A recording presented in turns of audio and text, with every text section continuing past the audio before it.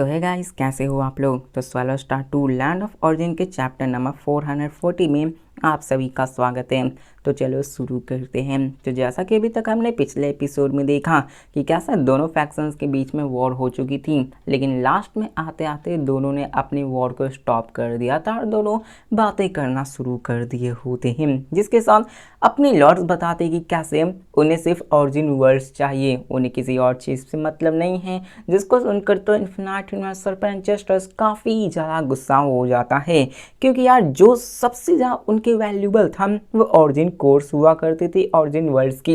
उससे वो अपनी पावर्स को काफ़ी ज़्यादा बढ़ा सकते थे। इन्फिनाइट सर्पेंट हिनवाइंचेस्टर वो ऑलरेडी एक इमॉर्टल लेवल का एग्जिस्टेंट बेइंग था, तो यार उसे इस चीज़ से काफ़ी ज़्यादा दुविधा हो रही थी। वो अपने क्लैंस को कैसे मरता हुआ देख सकता था और इसलिए वो इस डिमांड के लिए कभी भी एग्री नहीं कर सकता था। जिसके साथ सर्पेंट क्लैन हिनवाइंचेस्टर गुस्से में अपने लॉर्ड से कहते हैं कि तुम हमसे एक्सपेक्ट कर रहे हो कि हम अपने टेरिटरी के सारे ओरिजिन वर्ल्ड्स को तुम्हारे हाथों में सौंप दें। तुम सिर्फ सपने देख रहे हो, यहाँ पर नेगोशिएशंस की कोई भी कमरा नहीं है, कोई भी जगह नहीं है, हम तुम्हें ऐसा कभी करने ही नहीं दे सकते हैं। जिसको सुनकर युआन भी गुस्से में कहता है कि जितने भी बैंक्स ओरिजिन वर्ल्ड्स के हैं वो सभी हमारे नाते के ही हैं, हमारे जितने भी प्रैक्टिशनर्स है वो इसको वापस लेके ही रहेंगे। हम कभी भी ये नहीं देखेंगे कि हमारे ओरिजिन वर्ल्ड्स के लोग मरे, हम उन्हें हमेशा प्रोटेक्ट करेंगे और तुम कुछ भी नहीं कर सकते हो। अब इन्फिनाइट सर्पेंट एंसेस्टर्स भी इस चीज़ को देखकर गुस्से में कहा था कि क्या तुम सारे ओरिजिन वर्ल्ड्स को अपना बनाना चाहते हो? अगर ऐसा है तो चलो ऑल आउट वॉर के लिए तैयार हो जाओ, क्योंकि जब ऐसा वॉर होगा तो हमारे ओरिजिन वर्ल्ड्स नहीं बल्कि तुम्हारे ओरिजिन वर्ल्ड्स भी इसके अंदर तबाह हो जाएंगे और कोई भी नहीं बचने वाले हैं। इसको देखकर तो नमरस हिनवाइंचेस्टर्स भी इन सब के बारे में सोचने लगते हैं। वो अपने मर्डरस इंटेंट्स को अपने लॉर्ड्स की तरफ दिखाना शुरू करते हैं, लेकिन सभी नहीं दिखाते बल्कि कुछ चुनिंदा ही दिखाते हैं। इसके साथ युआन भी अलग अंदाज में कहता कि ऑल आउट वॉर अगर ऐसी बात है तो हम भी पीछे नहीं हटने वाले हैं। हम लॉर्ड्स वो ऑलरेडी इमॉर्टल हैं और हम लोग देखते हैं कि आखिरकार इस हिनवाइंचेस्टर्स में बैटल में कितने बंदे मरते हैं, कितने बंदे बच पाते हैं। लॉर्ड्स हिनवाइंचेस्टर्स को साफ धमकी दे देते कि देखो, अगर तुमने ऑल आउट वॉर करने की कोशिश की तब तुम लोग मरोगे ही। जिसके साथ हमें निर्वाणा हिनवाइंचेस्टर को दिखाया जाता है, जो कि बीच में बोलते हुए कहता है कि हम इनेट लाइफ फॉर्म फैक्शंस हैं, इससे बिलोंग करते और हम वॉर से कभी भी पीछे नहीं होते हैं। हमें सिर्फ ब्लड चाहिए, हम लड़ाई ही करते हैं, हम लाइफ कोर्स को लेंगे खाएंगे, उससे ही अपने आप को पावरफुल बनाएंगे ताकि हमें एक और नए इमॉर्टल लेवल एग्जिस्टेंस को ला सके। जिसके साथ वुजिन हिनवाइंचेस्टर भी बीच में बोलता है कि ऑल आउट वॉर तो आखिरकार हम क्यों पीछे हटे, हम भी इसके लिए फाइट करेंगे। अब जितने भी हिनवाइंचेस्टर्स थे जो कि इमॉर्टल रेलम तक पहुंच चुके थे तो उन्हें कोई केयर ही नहीं था, उन्हें कोई ज़रूरत ही नहीं थी उन सारे ओरिजिन कोर्स को। और जो भी बंदा अपनी इमॉर्टलिटी के काफ़ी ज़्यादा नज़दीक है तो वो इस वॉर के लिए काफ़ी ज़्यादा आतुर होता है, उसे वो वॉर करनी चाहिए थी। जैसे निर्वाणा हिनवाइंचेस्टर, ये बंदा अभी तक इमॉर्टल नहीं बना था लेकिन ये वॉर को करना चाहता था, क्योंकि वॉर से उसे एक्सपीरियंस मिलेगी और वो अपने आप को इमॉर्टल के और भी नज़दीक ले जा पाएगा और खुद को इमॉर्टल बना के सब पे अपना दबदबा बना पाएगा, और इसलिए वो इस ब्रूटल वॉर को करवाना चाह रहा होता है। बात करें लोअर लेवल बेंग्स की, जो नॉन इमॉर्टल बंदे हैं, तो यार उनकी तो बात ही छोड़ो, वो तो चाहते हैं कि मरने दो, मुझे क्या ही फ़र्क पड़ता है। यहाँ पे हर कोई अपने से फ़र्क लेता है, अपने के बारे में ही सोचता होता है। जिसके साथ हमें लूफेंग को दिखाया जाता है, जो कि लूफेंग बीच में कहता है कि इनेट लाइफ फॉर्म फैक्शंस वो इन्फिनाइट स्पेस को काफ़ी लंबे अरसे से डोमिनेट करते आ रही है, तो अब इस डोमिनेशंस को बिल्कुल ही बदलना होगा। अब लूफेंग केओस डिस्ट्रक्शन रेलम की पावर्स का विल्डर था, जो कि पूरी की तरह से क्लींसिंग प्रोसेस को दोहरा सकता था। वो पूरी की पूरी एबिस ऑफ डिस्ट्रक्शंस को यूज़ करके क्लींसिंग प्रोसेस को यूज़ कर सकता है। हमें इसके बारे में कंफर्म तो नहीं बताया गया कि क्लींसिंग आखिरकार उसका मतलब क्या है। मैंने बस एक थ्योरी बताया था कि वो पूरे के पूरे इन्फिनाइट स्पेस का काया पलट करने की पावर्स को पोजेस करता है। तो हो सकता है कि लूफिंग का मतलब यही क्लींसिंग है कि जब लूफिंग उस पावर्स को यूज़ करेगा तो वहाँ पे जितने भी नॉन इमॉर्टल हिनवाइंचेस्टर्स हैं वो सभी तबाह हो जाएंगे, उनमें से मोस्टली मारे जाएंगे। लूफेन इसके लिए तैयार भी होता है। अब लूफेन के पास यही था कि नेगोशिएशन फेल हो गई तो हमें इसी चीज़ को यूज़ करना ही होगा। एक तरफ अपने 8 इमॉर्टल लॉर्ड्स मौजूद है, वहीं पे ह्यूमन एंसेस्टर्स के अंदर 5 इमॉर्टल बीइंग्स और लगभग हंड्रेड्स ऑफ ह्यूमन एंसेस्टर्स जिनके स्ट्रेंथ अलग अलग हैं। अब देखो कंफ्यूज मत होना, यहाँ पे अभी जो फाइट करने हुए आए हुए 89 तो उसमें ह्यूमन एंसेस्टर्स शामिल हैं जो कि इन्फिनाइट सर्पेंट क्लैन की तरफ से फाइट कर रहे हैं, जिनमें से 5 इमॉर्टल ह्यूमन एंसेस्टर्स थे और बाकी सारे इमॉर्टल्स थे। इमॉर्टल्स इतने कम क्यों हैं? क्योंकि बाकी के जो इमॉर्टल्स बनेंगे 12 वो आई स्पीक फैक्शंस में जो कि अभी तक इसको ज्वाइन नहीं किए हुए, तो इमॉर्टल्स 20 के लगभग में होते हैं। यहाँ पे 5 हैं बाकी आई स्पीक फैक्शंस और बाकी को मिला के कह सकते हो कि हाँ हो जाएंगे 3, तो कहीं से भी तुम लोग निकाल ही लोगे, हम लोग भी निकाल लेंगे, जिसके साथ वो इस वॉर के बारे में बात कर रहे होते हैं। इसी के साथ निर्वाणा ह्यूमन एंसेस्टर्स भी इन सबको देख नहीं लगता है। इसी के साथ हमें ये दिखाया जाता है कि दोनों फाइट करने को तैयार थे, लेकिन हमने एक कहानी में ट्विस्ट देख ली। यहाँ पे हम जो इतने एक्साइटेड हो रहे थे कि वॉर होने वाली है, यहाँ पे पता चलता है कि वो सभी सपने टूटने वाले हैं। John God emperor he suddenly बीच में बोल पड़ता है कि क्या तुम्हें सिर्फ ऑरिजिन वर्ड्स ही चाहिए। मतलब यहाँ पे जॉन गॉड कहने का मतलब साफ था कि क्या तुम्हें सिर्फ ऑरिजिन वर्ड्स चाहिए, तुम्हें वर्ल्ड क्लस्टर्स बाकी के रिसोर्सेज की जरूरत नहीं है ना। जिसको सुनते ही infinite serpent human ancestors, Nirvana human ancestors सबकी आंखें गॉड एम्पर पे ही चली जाती हैं। तो युवान उसका जवाब देते हुए कहता है कि तुमने सही कहा, तुम्हें पता होगा कि हमारी कोर इवोल्यूशंस उसमें रिसोर्सेज की कोई ज़रूरत नहीं है, हमें रिसोर्सेज की कोई ज़रूरत होती भी नहीं है, हमें सिर्फ ऑरिजिन वर्ड्स की ज़रूरत है, हम सिर्फ उसे ही प्रोटेक्ट करेंगे। और बात रहे मिस्टीरियस लैंड्स की तो उसके लिए हम लोग फेयरली कॉम्पिटिट किया करेंगे। अब यार जो मिस्टीरियस लैंड्स थी वो हमेशा से ऐसी ही बनाई गई थी कि इसको फेयर कॉम्पिटिशन्स के द्वारा ही रखा जाएगा। इसको जो रिफाइन करेगा, जिसको कंट्रोल करेगा वो वही कर पाएगा जिसके पास उतनी पावर्स होगी, उतनी कैपेबिलिटीज होगी, कोई भी बीच में नहीं आएगा। अब यहाँ पे ब्लड क्रेन टेरिटरी की बात अलग है कि वहाँ पे बंदे रह रहे थे तो अपनी जगह को कह सकते हैं कि वहाँ पे फाइट कर सकते हैं, लेकिन वहाँ पे रिफाइन कोई किया तो उसके बीच में वो नहीं आ सकता है। मतलब कोई रिफाइन उसको कंप्लीटली कर लिया तो वो मिस्टीरियस लैंड उसको ही बिलोंग करेगा। जिसके साथ जॉन गॉड एम्पर फिर से पूछता है कि क्या तुम प्रॉमिस कर सकते हो कि कभी आने वाले एंडलेस एजेस में तुम इनेट ह्यूमन लाइफ फॉर्म फैक्शंस के टेरिटरी को कभी भी इन्वेड नहीं करोगे। अब यहाँ पे हमें दिखाया जाता कि वो सब अपने बातों को कह रहे थे, तो युवान भी जवाब देते हुए कहता कि हाँ हम लोग कसम खाते हैं कि 8 लॉर्ड्स कभी भी ह्यूमन एंसेस्टर्स के टेरिटरी में आगे चलकर कभी भी इन्वेड नहीं करेगा। इसको देखकर जायंट एम्पर समझ जाते हैं कि आखिरकार लॉर्ड्स के करने का मतलब क्या है।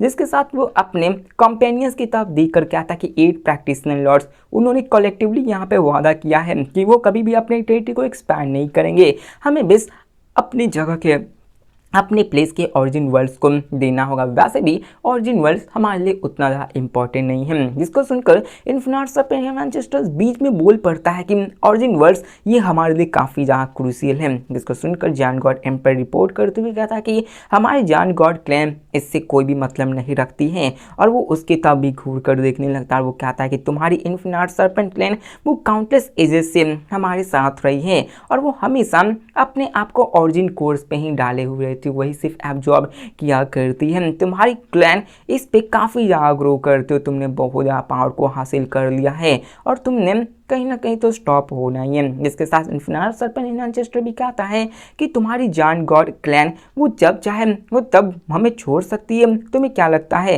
कि यहाँ पर तुम ऐसे ही हमें छोड़ सकते हो, और ये कंडीशन है ना, इसे हम कभी भी नहीं मानने वाले हैं। अब इन्फिनाइट सर्पेंट क्लैन की proportions world level human life forms में वो दूसरे क्लैन के मुताबिक काफ़ी ज़्यादा होती है। मतलब अपने लॉर्ड्स को ही देख लो, उनके अंदर 239 से world level human life forms मौजूद होते हैं। हो सकता है कि बढ़कर 300 तक चले गए होंगे, जो कि काफ़ी ज़्यादा कम होती है। लेकिन जो इन्फिनाइट सर्पेंट ह्यूमन एंसेस्टर्स की क्लैन होती है ना, उसमें वर्ल्ड लेवल की संख्या बहुत ही ज़्यादा होती है। अगर यहाँ पर वो ऑरिजिन कोर्स को अबेंडन भी कर दें तो उनकी फ्यूचर पॉसिबिलिटीज़ काफ़ी ज़्यादा है कि वो फिर भी ह्यूमन एंसेस्टर्स को जन्म दे सकते हैं, लेकिन वहाँ पर जो स्पीड होगी वो काफ़ी ज़्यादा कम हो जाएगी। इसलिए उनको कोर्स की ज़रूरत होगी, वो लेवल वाले भी उन कोर्स को एब्जॉर्ब कर चुके हैं। तभी तो यहाँ पर इस क्लैन को सबसे पावरफुल क्लैन माना जाता है। जिसके साथ जायंट गॉड एम्पर कहता है कि कई सारे यहाँ पर ऐसे भी क्लैन हैं जिन्हें ऑरिजिन वर्ड्स की बिल्कुल ही ज़रूरत नहीं है, और मैं विश्वास रखता हूँ कि जितने भी 86 ह्यूमन एंसेस्टर्स हैं उनमें से बहुत सारे ऐसे बंदे मौजूद हैं जो कि ऑरिजिन वर्ल्ड कोर्स को ज़रूरत ही नहीं, उसको कोई नीड है ही नहीं, जिसकी वजह से हमें दिखाया जाता है कि कई सारे हिनवांचेस्टर्स वो साफ साफ देखा जा रहा था कि उनके चेहरे पे भी यही सब बात होती है। प्रीवियसली उन्होंने ये एज्यूम किया था कि जो प्रैक्टिशनर लॉर्ड्स हैं वो सिर्फ साउदर्न रिवर टेरिटरी को ऑक्यूपाई नहीं करेंगे, बल्कि वो धीरे धीरे करते करते पूरी जगह को अपने अंदर ऑक्यूपाई कर लेंगे। इसलिए जितने भी हिनवांचेस्टर्स थे वो यहाँ पे इसलिए आते ताकि वो अपने टेरिटरी को प्रोटेक्ट कर सके, अपने सर्वाइवल और रिप्रोडक्शंस को चालू कर सके, ताकि वो अपने आप को पावरफुल बनाए रखें, क्योंकि उन्हें लग रहा था कि आगे चलकर कभी ना कभी तो हमारे ऊपर भी अटैक की जाएगी, हमारी भी टेरिटरी हमसे छीन जाएगी। इसलिए वो अभी फाइट में ज्वाइन हो गए थे। लेकिन जबकि 8 लॉर्ड्स ने ये कसम खाया कि वो इसके बाद कभी भी एक्सपैंड नहीं करेंगे, तो यहाँ पर वो शांत हो गए थे। कहीं ना कहीं उनके मन के अंदर जो डर था वो खत्म हो चुका होता है। जिसके साथ यहाँ पे हमें ये भी बताया जाता है कि आखिरकार वो इतनी क्यों ना, इतने ज़्यादा डर से क्यों आराम से रहने लगे, क्योंकि जो यहाँ पे वादा थी वो वादा तोड़ी भी जा सकती। प्रॉमिस की है लॉर्ड्स ने, लेकिन प्रॉमिस टूटते भी हैं। आगे चल के बहुत सारे विंचेस्टर्स ने प्रॉमिस को तोड़े भी हैं, लेकिन जो लॉर्ड्स ने प्रॉमिस की है वो पूरे के पूरे इन्फिनिट स्पेस के सबके सामने प्रॉमिस की हैं, जिसकी वजह से ये प्रॉमिस कभी भी नहीं तोड़ा जा सकता। अगर तोड़ा तो पूरी की पूरी स्पेस ही अपने लॉर्ड्स के खिलाफ हो जाएगी। यहाँ पे 100-200 नहीं बल्कि जितने भी हिनवांचेस्टर्स होंगे उस टाइम तक सब लोग अपने लॉर्ड्स के खिलाफ चले जाएंगे। इसलिए यहाँ पर इन सब की वजह से सबको विश्वास हो गया था कि लॉर्ड्स वहाँ पे झूठ नहीं बोल रहे। वैसे भी लॉर्ड्स अच्छे बेइंग होते हैं और ये प्रॉमिस वो कभी भी नहीं तोड़ेंगे। जिसके साथ यहाँ पे वही सारी बकवास होती है, कैसे किसी बंदे को ज़रूरत नहीं होती है, वैसे भी होती है, किसी को है किसी को नहीं, तो आखिरकार किसी को नहीं है तो वो क्यों फाइट करने जाएंगे। इसी के साथ यहाँ पे दिखाया जाता है हमें चूसिन हिनवांचेस्टर्स को, जो कि पूरी समय तक अपने आप में शांत था, वो भी बीच में बोल पड़ता है कि जानगोर एम्पर के पास एक पॉइंट है, तुम्हारी इन्फिनिट सर्पेंट क्लैन वो हमेशा ऑरिजिन वर्ल्ड्स के ऑरिजिन कोर्स पे ही रिलाई किया करती हैं। परहैप्स यहाँ पर तुम्हारे कनेक्शन अभी रोक देना चाहिए, मतलब तुम्हें खुद को रोकना चाहिए, क्योंकि तुम खुद को ज़्यादा ही पावरफुल बना रहे हो। अब इन्फिनिट सर्पेंट हिनवांचेस्टर्स वो नोटिस करता कि कैसे उनके खुद के रैंक के अंदर अपने 9 सॉवरेन्स के अंदर ही बंदे विवाद करना शुरू कर दिए हैं, जिनमें जानगोर एम्पर, human beast ancestor, black tide हिनवांचेस्टर्स वो सभी एक फैक्शंस बना लिए होते हैं। चूसिन हिनवांचेस्टर्स और human ancestor of time and space वो न्यूट्रलिटी की तरफ होते हैं, वो फाइट नहीं करना चाहते हैं। वहीं पे वुजिन हिनवांचेस्टर्स और बाकी के इमोर्टल्स जो कि क्लैन के नहीं हैं वो या फाइट करना ही नहीं चाहते हैं, क्योंकि बंदे बेकार में ही अपनी जान को क्यों गवाएं। जिसके साथ निर्वाणा हिनवांचेस्टर्स पूछते कि क्या हम लोग प्रैक्टिशनर फैक्शंस के सामने ऐसे ही हार मानकर चले जाए, क्या हम लोग को पीछे हटना होगा। तो वहाँ पे बंदे कहते हैं कि हमें तो ओरिजिन वर्ल्ड्स ओरिजिन कोर्स की ज़रूरत नहीं है, तो आखिरकार हम इसको डिफेंड करते हुए मरे क्यों, जिसकी हमें कोई ज़रूरत ही नहीं है। जिसको सुनकर वहाँ पे सब लोग आपस में बातें करने लगते और यहाँ पे कहीं ना कहीं सब में विवाद होना शुरू हो जाता है। 3 फैक्शंस बन जाते हैं, जिसमें एक को चाहिए, एक को कोई भी ज़रूरत नहीं है और एक तो मतलब ही नहीं है उससे, जिसकी वजह से सब लोग वहाँ पे बात करने लगते हैं। वही होता है कि आखिरकार हम क्यों ही बेकार में अपनी मौत को दावत दें। जिसके साथ हमें सीन चेंज कर 8 लॉर्ड्स को दिखाया जाता है, जो कि इन 8 लाइफ फॉर्म फैक्शंस के बीच में आए हुए उस रिफ्ट को देख रहे होते हैं। और सबको समझ में आ गया था कि हिनवांचेस्टर्स टेलीपैथिकली बात करने की कोशिश कर रहे हैं। 8 लॉर्ड्स वो सुन तो नहीं सकते, लेकिन वो उनके नीचे से समझ सकते कि अभी क्या बातें हो रही होगी, जिसको देख कर लॉर्ड मोमेंट क्या आता है कि ऐसा लगता है कि वो सब आर्ग्यू कर रहे हैं। तो लॉर्ड जिंग में भी क्या आता है कि हाँ ये तो एक्सपेक्टेड टाइम, लेकिन सडनली वुजिन हिनवांचेस्टर जो कि 9 सॉवरेन्स में से एक था वो वहाँ पे बोल पड़ता है कि 8 लॉर्ड्स तुमने जो प्रपोजल किया है उसमें हमें बहुत सारी चीज़ें सोचनी है, हमें अपने रैंक्स के अंदर भी बात करना है, हमें दूसरे हिनवांचेस्टर से भी बात करना है जो कि अभी तक बैटल को ज्वाइन नहीं किए हैं। इसलिए हमारी जो फाइनल नेगोशिएशंस होगी वो एक एपोज बाद में होने वाली, एक एपोज बाद हमारी इनेट लाइफ फॉर्म फैक्शंस वो तुम्हें एक डेफिनेट आंसर जरूर बताएगी कि हम तुम्हारी बातों से सहमत है या फिर नहीं। तो युवान भी कहता है कि ठीक है हम लोग वेट कर लेंगे। अब यहाँ पे जितने भी ओरिजिन वर्ड्स थे तो उनके फैक्शंस में लाने के लिए उन्हें सबकी एक साथ की सहमति की जरूरत होगी, जिसकी वजह से सब लोग मान जाते हैं। वहाँ पे हिनवांचेस्टर ऑफ स्पेस एंड टाइम के गाइडेंस में सब लोग वहाँ से निकल चलते हैं और स्पेस टाइम पोर्टल ओपन होता है और जितने हिनवांचेस्टर्स फाइट करने के लिए आए थे सभी जा चुके होते हैं। और कहीं ना कहीं हमें लगा था कि बहुत ही भयंकर वाली फाइट देखने को मिलेगी, लेकिन क्या ही पता था कि अपने अपने राइटर ऐसी चीज़ों को ले आएंगे, वो बहुत बड़ा ट्विस्ट को ले, मतलब 10-20 को तो मरना ही चाहिए था, तभी तो कुछ जाकर मज़ा आता, तभी बात अच्छे से बन पाती, लेकिन कोई ना, इतना भी चलता है। जिसके साथ यहाँ पे हमें दिखाया जाता है रेडियन स्पेस टाइम पोर्टल में, जहाँ पे ह्यूमन एंसेस्टर्स अपने जर्नी को कंटिन्यू रखते हुए वहाँ पे हमें इन्फिनिट सर्पेंट ह्यूमन एंसेस्टर को दिखाया जाता है, जो कि जॉन गॉड एम्परर से कहता कि क्या तुम सच में बैटल को ज्वाइन नहीं करना चाहते हो, हम प्रैक्टिशनर फैक्शंस को फेस कर रहे हो और हमें अभी एक साथ ही रहना चाहिए। जिसको सुनकर जॉन गॉड एम्परर बंदा भी कहता कि जब तक प्रैक्टिशनर फैक्शंस अपने कमिटमेंट्स पर रहेंगे, जॉन गॉड एम्पायर्स इस वॉर में पार्टिसिपेट नहीं करेंगे, मतलब जब तक अपने लॉर्ड्स अपने वादे पर मुकम्मल रहेंगे तब तक जॉन गॉड एम्पायर क्लैन के बंदे इसके बीच में नहीं जाएंगे। अगर यहाँ पे कुछ भी हुआ तो सभी लोग मिलकर एक साथ फाइट करने के लिए चले जाएंगे और सारे ह्यूमन एंसेस्टर्स इसमें पार्टिसिपेट भी करेंगे, कोई भी पीछे हटने को तैयार नहीं होगा। वो ये भी कहा था कि हमारी ह्यूमन एंसेस्टर्स में ऐसी आधी बंदे हैं, मतलब जितने भी ह्यूमन एंसेस्टर्स उसमें आधे ऐसे ह्यूमन एंसेस्टर्स हैं जिनको ऑरिजिन कोर्स की कोई ज़रूरत नहीं है। तो बताओ आखिरकार वो उन सब के लिए अपनी जान को क्यों ही रिस्क पे डालेंगे, जिसको देखकर इन्फिनिट सर्पेंट एंसेस्टर वो भी सोच में पड़ जाता है। जिसके साथ जॉन टेम्पलर फिर से कहता है कि हमारे पास फिर भी एक एपोस का टाइम बचा है फाइनल नेगोशिएशंस के लिए, इसमें तुम अपनी कोई सॉल्यूशंस के बारे में सोचो, अगर तुम नहीं सोच पाए तो एक एपोस के खत्म होने के बाद हम सारे बंदे मिलकर प्रैक्टिशनर फैक्शंस के टर्म्स को मान लेंगे। अब यहाँ पे इसके पास खुद पावर थी, इन्फिनिट सर्पेंट बहुत बड़ा क्लैन था, इसकी इन्फ्लुएंस पूरे के पूरे इन्फिनिट ह्यूमन स्पेस में काफ़ी ज़्यादा होती है, लेकिन फिर भी ये जॉन गॉड एम्परर फैक्शंस को सप्रेस नहीं कर सकती, क्योंकि ये ह्यूमन एंसेस्टर्स की संख्या में से आधे ह्यूमन एंसेस्टर्स को कंट्रोल करता और सब लोग इसको ही सपोर्ट किया करते। जिसके साथ इन्फिनिट सर्पेंट एंसेस्टर्स वहाँ पे क्या था कि प्रैक्टिशनर फैक्शन सच में काफ़ी ज़्यादा डिसिपेबल निकला, वो अपने टेरिटरीज को एक्सपैंड नहीं करना चाहते बल्कि वो सिर्फ ऑरिजिन वर्ल्ड्स को ही चाहते हैं। वहाँ पर ये इसकी वजह से वो समझता था कि बहुत सारे बंदे ह्यूमन एंसेस्टर्स वो इसके पार्ट्स में पार्टिसिपेट नहीं करेंगे, वॉर के अंदर आएंगे नहीं। इसके साथ हमें सीन के कर साउथर्न रिवर टेरिटरी का सीन दिखाया जाता है, जहाँ पे सारे लॉर्ड्स एक साथ आ चुके होते हैं और सब लोग एक साथ मिलकर बात कर रहे होते हैं। वो ये भी कहते हैं कि हमारी जो ऑब्जेक्टिव है वो कन्फ्रंटेशन से अचीव हो चुकी है, हमने अपने स्ट्रेंथ को सबके सामने शोकेस कर दिया। और युवान यहाँ पे ये भी कहते हैं कि कैसे इन्हें लाइफ फॉर्म फैक्शंस उन्होंने 10 ह्यूमन एंसेस्टर्स को इस छोटे से बैटल में ही खो दिया है, तो इस हिसाब से हमें बाकी के दूसरे फैक्शन से भी नेगोशिएट करना है। मतलब यहाँ पर समझ लो कि सारे फैक्शंस नहीं आए थे, यहाँ पे सिर्फ इनेट ह्यूमन लाइफ फॉर्म फैक्शंस थे, आई स्पीक फैक्शंस थे और छोटे मोटे जो फैक्शंस थे उनसे भी नेगोशिएट करने बाकी थे, तो उन सब से भी नेगोशिएशंस करने की काफ़ी ज़्यादा ज़रूरत थी। अब यहाँ पे सारे ऑरिजिन वर्ड्स को कॉन्क्वर करना था, तो ये उनके लिए काफ़ी अच्छा मूव था, क्योंकि यहाँ पे इस पूरे रेलम के अंदर 20 इमॉर्टल बीइंग्स हैं। अगर यहाँ पे वो चाह कर भी सारे ऑरिजिन वर्ड्स को थोड़े देर के लिए सीज कर लेते, लेकिन इमॉर्टल्स हमेशा एक काउंटर अटैक जरूर करते, तो यहाँ पे नेगोशिएशन ही सबसे बेस्ट होता है। जिसके साथ लॉर्ड जिंग में भी कहते ब्रदर युवान ब्रदर लू फेंग अपने अपने क्लोन्स को भेजो ताकि हम वेरियस फैक्शंस को विजिट कर सकें। अब यहाँ पे लू फेंग और युवान भी हामी भरते एक सिंगल थॉट में उन्होंने अपने एक वीक क्लोन्स को मेटेरियलाइज करके लेसल फैक्शंस के टेरिटरीज में भेज दिया था, ताकि वो डायरेक्टली उनसे जाकर उनसे समझौता कर सके। अब यहाँ पे जिंग मैंग कहते हैं, मतलब लॉर्ड जिंग मैंग बोलते हुए कहते हैं कि हमारी वीकर फैक्शंस के लिए बात की जाए तो क्लोन ब्रदर युवान और लू फेंग की ही काफ़ी होगी और मेरी भी काफ़ी होगी, लेकिन अगर हमें आइसपीक फैक्शंस के साथ नेगोशिएट करना तो हमें 8 लॉर्ड्स के मेन कॉम्बैट क्लोन को एक साथ लेकर उनसे नेगोशिएशंस करनी होगी, तभी हम उनसे नेगोशिएट कर पाएंगे। तो युवान भी कहते हैं कि हाँ तुमने सही कहा,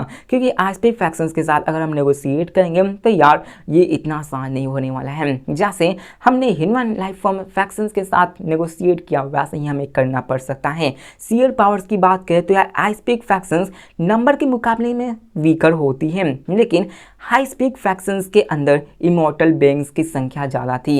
इनेट ह्यूमन लाइफ फॉर्म में सिर्फ 5 ही थे, लेकिन बाकी के हाई स्पीक फैक्शंस में टोटल में 12 मौजूद थे, जो कि दुगने से भी ज़्यादा बंदे होते हैं। और ये इमॉर्टल्स ये वॉर से कभी भी नहीं डरते हैं, अगर ये हार भी गए तो क्या होगा, वो फिर से आएंगे और फिर से अटैक करेंगे, क्योंकि वो एक इमॉर्टल बीइंग है। जैसे अपने लॉर्ड्स शुरुआत के दिनों में किया करते थे, वो हारते थे लेकिन फिर से वापस आते थे। इसके साथ लॉर्ड जिंग में वहाँ पे कहते कि अगर हमें इमॉर्टल रेलम के बीइंग्स के साथ फेस करना है तो हमें उन पर कम्प्लीटली डोमिनेट भी करना होगा। और इसको कम्प्लीटली डोमिनेट करना इतना भी आसान नहीं, क्योंकि यहाँ पर इमॉर्टल बेंग्स भी मौजूद हैं और ये बात लॉर्ड जिंगमिंग अच्छे से समझता था। और लॉर्ड जिंगमिंग भले ही काउंटलेस फ्यूचर पॉसिबिलिटीज को देख रखा था, लेकिन उसमें उसे कोई भी परफेक्ट सॉल्यूशन नहीं मिला था। मोगुसी को देख लो, वो अकेला ही बंदा प्रैक्टिशनर फैक्शंस के साथ इतना ज़्यादा ग्रुज को लगाया हुआ, जो कि इम्पॉसिबल है इसे रिसॉल्व करने के लिए, क्योंकि मोगुसी इमॉर्टल और अकेला वाला बंदा था जो कि काउंटलेस लिविंग बीइंग्स के सोल को डिवोवर करके सबको खाया करता था। ये बंदा इटर्नल एनिमी था अपने प्रैक्टिशनर फैक्शंस का, जिसके साथ युआन भी कहता है कि हम लोग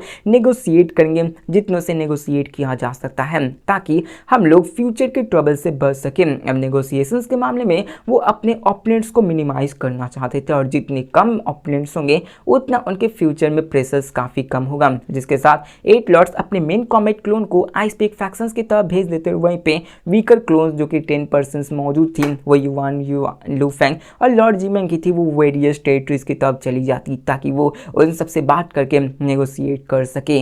मतलब नेक्स्ट एपिसोड में हमें सिर्फ नेगोशिएशंस वाले ही सीन दिखाए जाएंगे, कोई भी फाइट फिर से कोई एक्साइटमेंट वाली चीज़ें नहीं होंगी, लेकिन फिर भी एपिसोड्स काफ़ी अच्छे आ रहे हैं। और बात रही नेक्स्ट नोवेल की, तो मैं सोच रहा हूँ कि उसका क्या किया जाए, क्योंकि I have many problems in my life. हो सकता है कि मुझे छोड़ना भी पड़े सब चीज़ को, लेकिन अभी वैसा हालात नहीं है, इसलिए मिलते हैं नेक्स्ट वीडियो में। तब तक के लिए बाय।